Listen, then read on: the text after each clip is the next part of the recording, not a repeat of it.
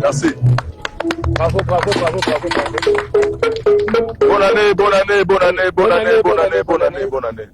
Voilà, bonjour encore une fois, chers téléspectateurs. Comme nous vous l'avons annoncé à l'entame de cette émission, nous allons recevoir l'un des chanteurs talentueux de notre musique. Il s'agit de Kumu Manda Chante.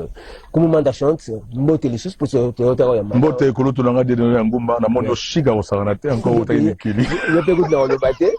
Le pégout dans le bâté. BCBG, bon chic. Des fois. Voita, Yangolo Koloto Nanga. Merci. Yambotena Banda Nazo, souhaité na couple présidentiel, na biso Yamboka, na président Fatih Beton, na maman Denise Nyakero, bonne année. Nzamba Tombola Bango, Baxila Bango Minga 2026, Oyo. Congo ezali mboka oyo nzamba lingaka makasi moko erenye tokotombwama donc couple présidentiel na souhaité bino ba bonne année na libota na bino bobimana makambo na bino nyonso et na pesi ba bonne année na groupe Mobimba et na surprise oyo bandeko na biso ba yeli biso lelo parce que na bango France pour une raison ya ba osala ouverture to sala bango nzemo moko oyo nongomo donc tozana na descendant au Mako tozana Mama Tine Moussa, tozana Emongo Michel Pembe, tozana Jean Gomer Mopanzi Sango ya solo ye muta komi nzembo menga na yembi kolega. Yembi kolega. Ya yemba kate se studio kolega. Na yembi quand même bien. Donc ce que na yelelo objectif est que na nzela ya invitation ya kulutu collègue le grand Valentin Mawerason. Tant on a gagné une invitation na commune en France. Après invitation alors génération personne na yo ba soutenir Baluki Nganzela pour soutenir Nganzela production. Nganzela est un grand producteur de Moya de l'eau, monsieur Golf Kizola. Je donne un grand père Golf Kizola, mon banga moyo. Yé mutu alobi que bon voilà, manda to tcheli aux dates. Donc sur ba tcheli nga date on a sur na kenagi na invitation on a te ya kulutu nga wera son de na zogia mote. Ma boko pona wera son. Et fungoli nga makam. Mais ba ba teke yo takumba na Wenge musique a PCBG 4 fois 4 tout terrain de la forêt. Oui, de la forêt a PCBG mais forte ma casse parce que de la forêt nous avons même biso na nzemo na ekala ebu netoyema. Mais sinon bolingoza ki na kati ya lingoma Mobimba mais il y a poussa qui et puis azo poussa kati. Parce que a poussi. A pousse maboko supo na ye. Donc la PCBG ma Sylvie Mampata Bambote Belesi Kazali. Obiga na Paris. Ala Paris. Bazana Dr Musungu. Bazala malamu to kumisa obi vesi maro bag na biso bako pesa ka melisi na moto ya kabaka. Soki ba pesa yo logo zengol ba merci eza lokolo zo reconnaître force ya Nzambete.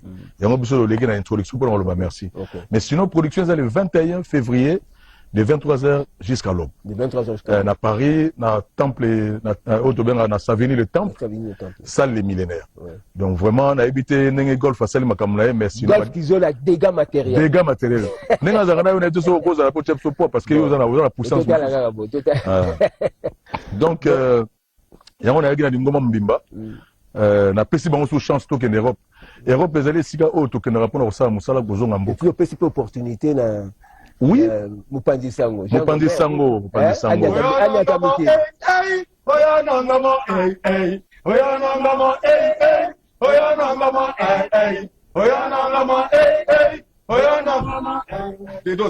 Papa makabu akato chikoli. Atena nota makasi likolo. Mama da chante kamoya. To shalonya ke tuchucha tondo. To shalonya ke le to de lalemu. Bravo.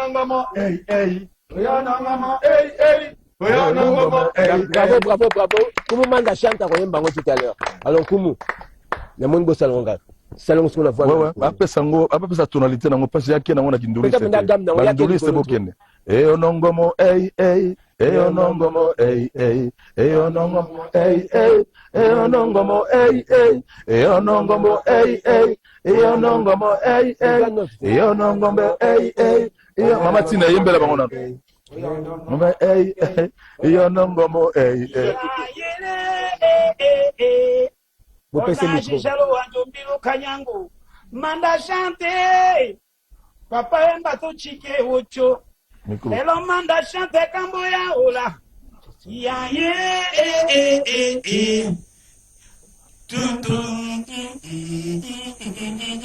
Guitare là, pas guitare.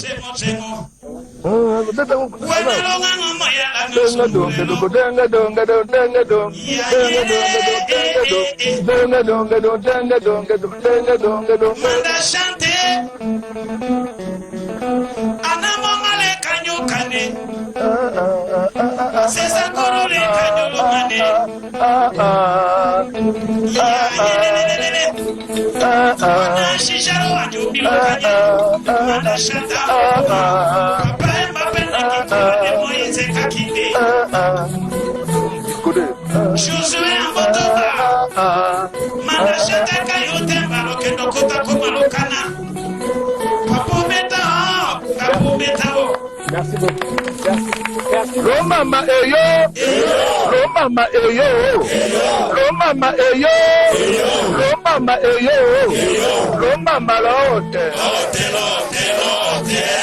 lo mama la heka, lo mama lo chingo, lo mama lo congo, lo mama le kolo. Lo mama te sekia.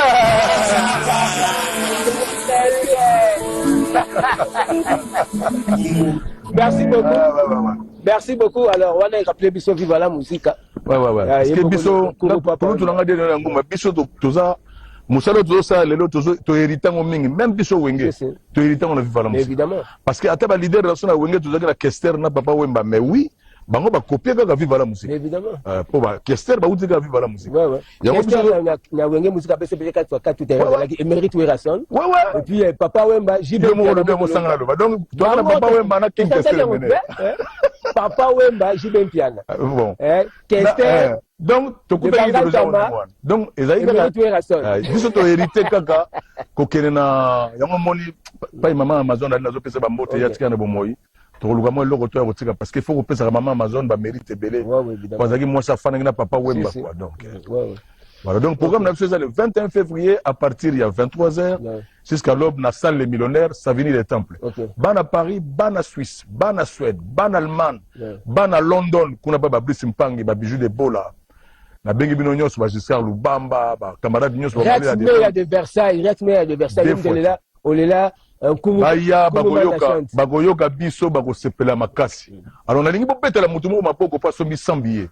Didi Kinwani il est comparable.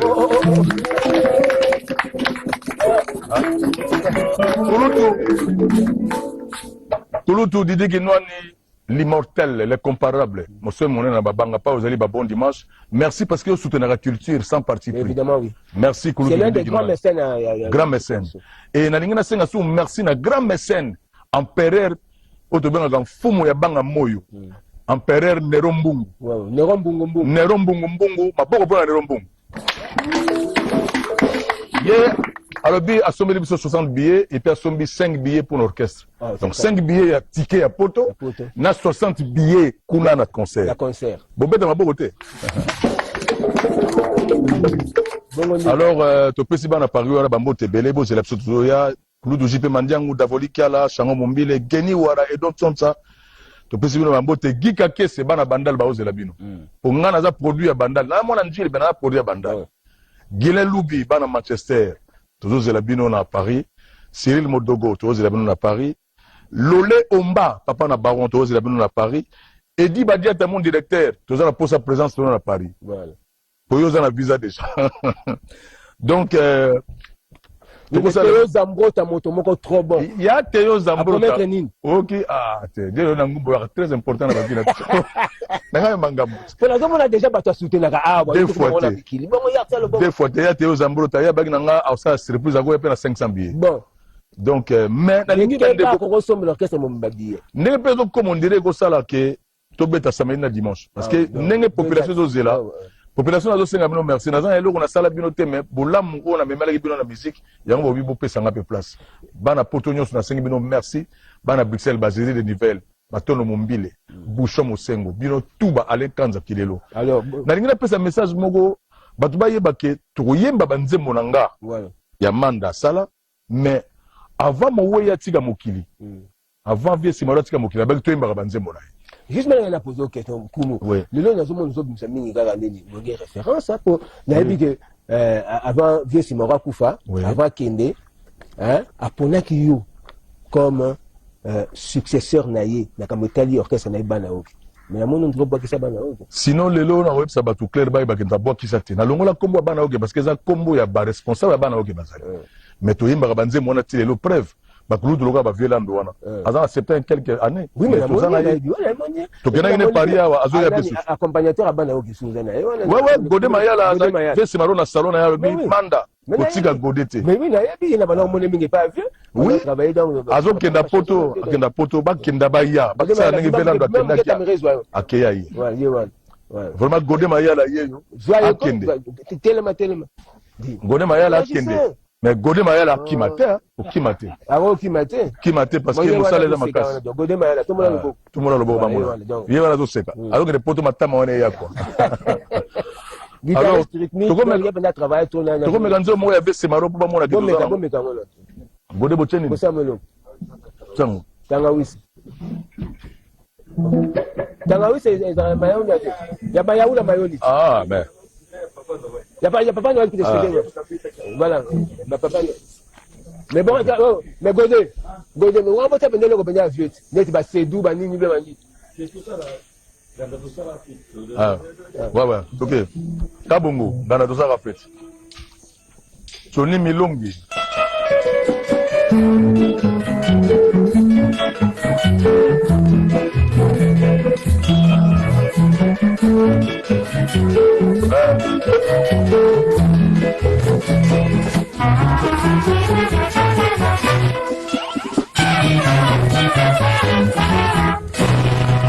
Tala ya mama, kaina sali nidio, nazali kokufana liloba na mongongo ye.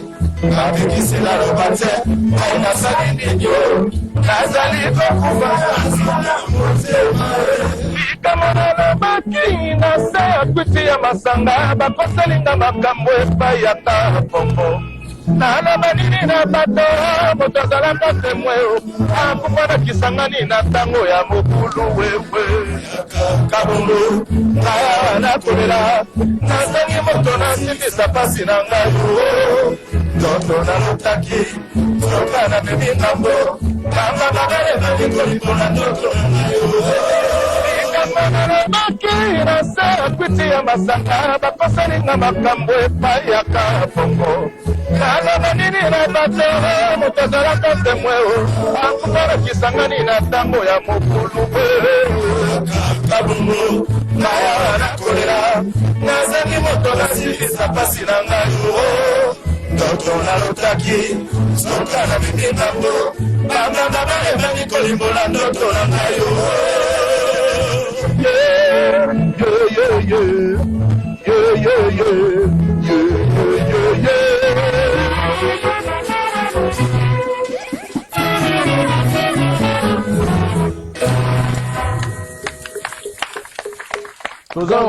Toza au moins 604 chansons.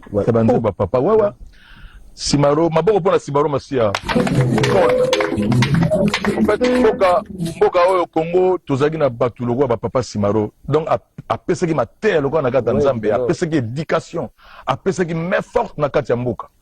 Lelo alobaki quand même que non voilà, parmi ba jeunes abengaki quand même ngabino yembaka banzembo nanga ensemble na bandeko oyo omoni awa na kati ya bana oke parce que papa na ndombe auto otika biso mais après bandeko wana ba sous-estimé na balingaki te mais topesi bango quand même chance ba yali parce que baza quand même ba produit avec Simaro pesa moi bambote belé mais sinon toza na banzembo tokopona ngona tokobeta et puis toza mona concert il y a 61 chansons. C'est très bien. 61e chanson donc toza na ba 61 chansons tokobeta kuna 61 chansons donc c'est énorme, un répertoire très riche. Alors Manda tozo aussi dit ça, rappelez date.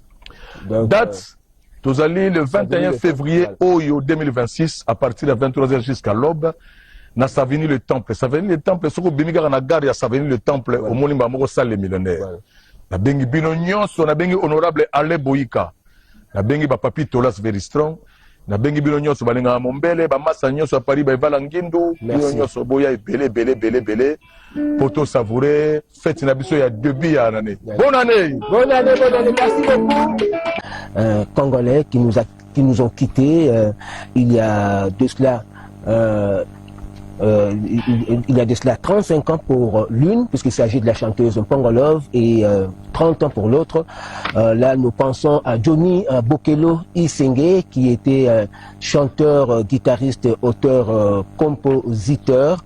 Eh bien, voilà, ces artistes sont décédés le 15 janvier 1990 et le 15 janvier 1995, à 5 ans d'intervalle.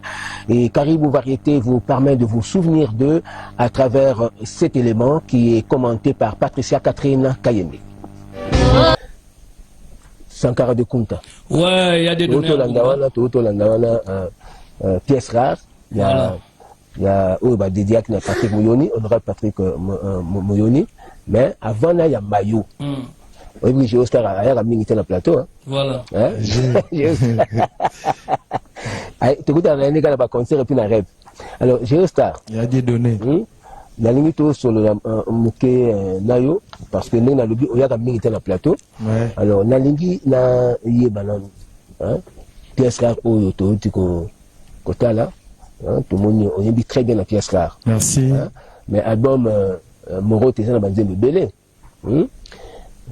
Est-ce que à part pièce rare, oui, rassure la petite occasion, ça sous voix na nzemo mususu na kata album. Oui, merci à Dieu donné. Au moni le roi de la forêt dans Mutumo, il faut vraiment te sembler la ramingi pour na nzamba batela ya umela lisusu. Pour nzembo na yemba qui était déjà na kati pour nzembo ici là qui déjà. Mais le roi de la forêt benganga avec singati avocat là na kati. Na yembi nzembo et côté vraiment c'est pélissimité ma batte belé monde entier.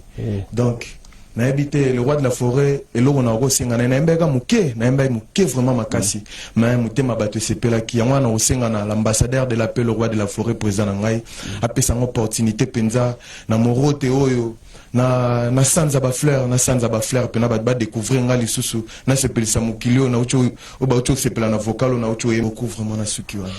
Alors, Sankara de Kunta n'a habité meilleur aux États-Unis, parce que n'a habité docteur Docteur Pichu Musungu à Paris, na maman Sylvie Mapata. Alors, le 14, Bazomata, États-Unis, docteur Salagara 2 jours à Zongi, Paris, et puis c'est maintenant à rejoindre Kin le 18. Ouais.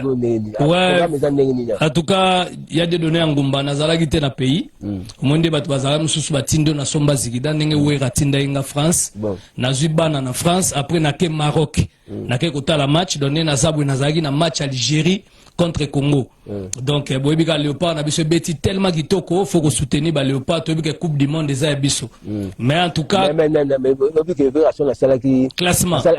Message mo a proposé qui classement na nani na entraîneur la biso en tout cas Werason a proposé classement mais classement oui respecté te pour le bagi mais chaque bakote na deuxième mi-temps et puis c'est dit que bakambo batika eti na suka mais puis le bagi score ezagi à 1-0 mo bayo oui babiso bi y a pas de problème to yebi que tozo ya kala mingi en tout cas Werason roi de forêt ndenge to zaboye alobi azocha ordre na Zamba donc na katsa Zamba Werason ordre zokota 2026 oyo ba soupçon bozo kana ba mirmir na ba biloko tout bozo reza solo boze bake Werason a kopesa mode ordre na ye boza na bino vraiment ya kosepela mais boyebi kaka 2026 répétition pe dozonga kala mingi te en tout cas wera son roi de la forêt lelo botala ba mise oyo ba bimi oyo ba koyemba ya boye muta detecta ko ka wera donc wera son lelo aza le seul pe muto ya kabiba bis sportif oyo a soutenir ba sportif musicien ezaka wera son akaba ba bis lelo na mboko oyo ya koloba ko tezata en tout cas merci na wera son grand sportif na ba mise ka yo moko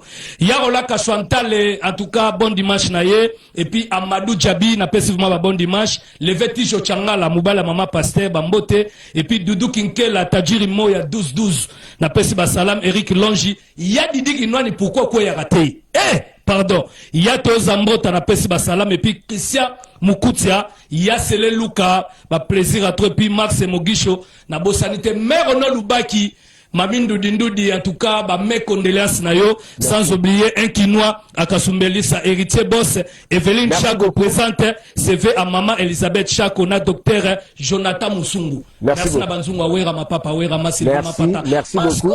Merci beaucoup, merci beaucoup. Là, c'était donc les nouvelles de Werason et nous avons appris que ça va bouger en 2026 puisque il y a un concert prévu dans l'une des grandes salles de Bruxelles en 2026. Eh bien, nous aurons le temps de revenir sur ça dans nos prochaines émissions. Mais nous allons prendre cette chanteuse qui a changé de camp, bien sûr. Elle a quitté la musique dite profane pour rejoindre le camp de la musique gospel. Eh bien, il s'agit de la sœur MJ Maria, qu'on appelait à l'époque MG30. Nous allons donc la suivre à travers cette chanson intitulée « Tout changer ». Là, c'était donc la chanson Reconnaissance, l'une des œuvres à succès de Feu Marie Nissamou, qui, je vous le rappelle, va totaliser 10 ans dans l'au-delà le vendredi 16 janvier prochain.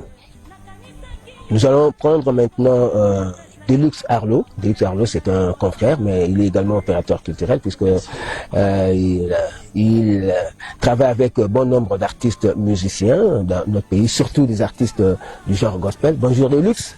Bonjour le chroniqueur majeur. Donc les gens de l'audiovisuel, Dieu donné en Goma, c'est un honneur, c'est un privilège de passer à ces prestigieux plateaux. Okay. Donc, merci beaucoup. Merci. Alors, je reviendrai sur vous juste après avoir présenté Roger Ngandou. Bonjour, pareil. Roger Ngandou, lui, c'est le directeur de communication de Wenge BCBG. Allez, nous commençons par Deluxe. Deluxe. C'est l'événement voilà. C'est le passage obligé. C'est le passage obligé. Et ça chroniqueur, journaliste de partout. Si je suis venu ici pour cette grande célébration, la sortie de l'album Yokatoli, il y a groupe, il y a gospel, Le Sarma, et il y a un village Temba. Les Sarments. Le Sarment. Le Sarment. Le Sarment du président Vincent Moya. Donc, mesdames et messieurs, partout où vous êtes en train de nous suivre, je vous supplie, je vous convie à venir participer dans cette grande production aux village Temba. Ça sera quelque chose de bien. Vous êtes aussi invités. Merci beaucoup. Même le communicateur Roger Ngandou, je le salue. D'autres autres de partout. Ce sont des artistes pétris de talents. Ils sont tellement bien. Nous tous, c'est samedi le 17. Village Temba et aux ala vraiment malamini. C'est pour ça l'occasion, je profite à l'occasion pour présenter mes sincères condoléances à l'excellence Florent Tiba, ministre d'État du Brazzaville, qui vient de perdre le lieutenant Ekwere, Nick, la PC Motena Nikuba, de tout au travers ce plateau Carivarité à RTNC. Donc rendez-vous, c'est samedi le 17 janvier, Village Temba avec le groupe Le Sarma. Naba Ange gospel news ba chrétien ma fidèle news tout de partout ba au Brazzaville au aux environs bisoto tout coup la samedi la village Temba. OK, voilà, le message est passé. Très bien passé. Donc j'ai rendez-vous moko à noter. On va pièce no bête. Le ça va aller en colo quand on bête. Et puis nous on comprend que nous sommes catanates aux vidéos tout c'est la garde comme nous vraiment donc moté encore de plus à tijo tangala la deuxième bani retour. Rendez-vous le 17 mai. Pas bête le sur le test, ça sera les Kikala Kinkulu. Les Kinkulu Kinkala, les Simon Kakadiaka. Donc je dis, je parle, j'ai fini. Fin de citation. Merci beaucoup Deluxe. Merci. Alors, Roger Ngandou. Voilà donc, Wenge BCBG, j'ai éprouvé parce que l'une de nos opératrices culturelles Aïcha la Malienne, nous sommes très attachés à JB Mpiana, au père vraiment là. Donc, vous avez informé. Depuis le vendredi dernier. Nous partageons la douleur avec Aïcha la Malienne. Voilà, partenaire, il n'y a pas de depuis le mercredi dernier, elle de temps en temps, elle le produit. Donc, il y a Zaya Bisso, la père de maman Naye, toujours partagé dans douleur Naye, en fait. Donc, après la Guinée, papa chéri à Kourda Kibisso, 2 semaines. Il y a repos, on a tellement travaillé, on a travaillé d'arrache-pied pour qu'il n'y ait même pas un seul cheveu dans la sauce. Ça valait la peine que tout ait un petit repos. Et chaque année, c'est comme ça. Au mois de juillet, tu auras 2 semaines et et chaque mois de septembre aussi, tu auras 2 semaines et ça expire déjà le mercredi. Donc, je demanderai à tous les musiciens d'être au lieu des répétitions le mercredi à 17h. Et le jeudi, et par la Bissona, jour, il y a répétition, producteur, comme Roussombaro. Donc, ce qui revient à dire que le jeudi, il n'y aura pas séance de répétition. On a un concert en privé. Et le samedi, on a Champagne Bar. Champagne Bar, ils sont derrière Aldar. Donc, c'est une soirée VIP. Et les dimanches, pour répondre à bonnes habitudes de la biso, c'est-à-dire le rendez-vous de la République à l'atmosphère du Pullman de Kinshasa à partir de 20h. Du coup, je tiens à remercier infiniment le président Gabriel Chitende, sans difficulté financière, donc les digitales, les financiers, les plus généreux de sa génération. Thank you, Daddy. Bon dimanche à Doudou Kinkela, 12-12. Idem pour le colonel Jean-Claude Moussampa Koloisi. Merci à Roger Kalala à la tonge victorieuse. Merci à Dédé Makoso l'exceptionnel. À Yapapi Mboui, Degem, là où repose le cœur de Maman Zozo Agnès. Merci infiniment à Tati Bilolo, l'homme qui souffle à l'oreille du numéro 1 du pays. Merci à Caleb Kabea et puis Diego de la RTNC, salut un Kinoa Kasumbalesa, héritier le boss. Donc rendez-vous tout à l'heure à partir de 19h au Pullman de Kinshasa et précisément à l'Atmo avec Papa Chéri. Ça sera le dimanche prochain. Ok, merci beaucoup. Alors, Patricia Kayembe, bonjour. Bonjour Dieudonné. Et puis, bonne année 2026. Merci. À vous pareillement. Alors, Patricia Kayembe, la suite des rendez-vous avec Ferregola, il y a un événement qui se prépare. Oui, le précurseur du style live acoustique, Ferregola, les Padres, en route vers Accor Arena, un spectacle inédit que les Padres préparent et son groupe Jet Set. Tous les Gaulois sont conviés à cette production historique. Accor Arena, ce sera à Paris, en France, les samedis 4 avril 2026. Papa Hervé va enflammer la salle Accor Arena avec son groupe Jet Set, entouré de tous les Gaulois du monde entier. Ceci est un événement à ne pas manquer en couleur pour vous, tous les Gaulois attachés à prendre vos billets puisque les places sont très limitées. Et Ferregola les Padres a les soutiens des docteurs Kamba depuis Kolwezi. Alors JB Mpiana qui présente d'abord ses condoléances à Aïcha la Malienne, mais il y a des activités qui sont prévues pour JB Mpiana également. Pour JB Mpiana, ce sera la reprise pour le samedi 17 janvier 2026, comme ils sont en vacances, avec tout le Wenge BCBG. Et Papa Chéri présente ses condoléances à sa productrice Aïcha la Malienne qui vient de perdre sa mère biologique, maman Joséphine. Cette douleur est également partagée avec tout Wenge BCBG. Voici comment se présentent les programmes des obsèques. Le vendredi 16 janvier 2026, il y aura veillée mortuaire dans la commune des Barumbu. Et le samedi 17 janvier, levée du corps aux cliniques Ngalima, messe des Requiem à 9h, 10h de départ pour une animation à la nécropole entre terre et ciel. Eric Maillot, l'homme aux actions concrètes. Il y a Célé Luka également, présente leurs condoléances à Aïcha la Malienne. Voilà, alors merci beaucoup pour ça. Alors, je vous retiens un peu parce que là, nous allons recevoir Villanova de Fabregas, le métis noir. La délégation est conduite par Gina PMF. Bonjour Gina. Ouais, bonjour. Alors, la nouvelle les Anini, nous avons pelé donc une dizaine de musiciens. Il y a un grand événement qui se prépare. Par rapport, premièrement, je vais commencer d'abord à souhaiter merveille à tout le monde. Et puis, bonjour, maman et papa, patron, qui est Jiti Kirios Kouzarati, mais c'est trop, le guide suprême de sa génération, Maestro Fabregas. Séjourne maintenant à Paris. Akebo Paris, Akebo Kangamabo, Tebovica 2026, le Ghana 2025 pour tout cet album. Merci d'abord à ma public Nyonso, au Bayambaki, deuxième album du groupe en succès, University. Au moment après 7 ans, tu as commis sa deuxième album. Pour le premier album, tu as mis ça à Cursus, l'album du groupe Ezaraki, album où tu prépares qui, pour te mettre deuxième album, où il y a Cursus. Et on te sait là, University. Donc, merci, la public, merci de partout où vraiment, University, ça se porte très très bien. Les lobos, au monde, qui maestro, nous avons fait des stars, les lois, ça, ils sont sous ban. Nous avons fait des stars, na Cursus, ma beaucoup, elembino, ko salate, les lois, ça, ils sont sous ban, na mémé, bino, pena, boyo, kabano. Alors, Gina, dimanche prochain,